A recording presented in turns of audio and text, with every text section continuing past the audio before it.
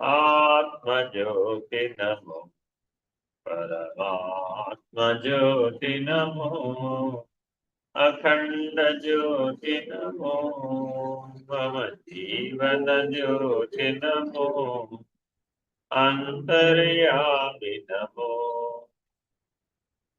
సద్గురు శ్రీ సత్య సాయి నమో. ఈ ఈ ఆరు మాటలే చూడండి ఎంత తేలిగ్గా తెలిసేశారో. భక్తి అంటే ఏమిటండి? ఇదే భక్తి.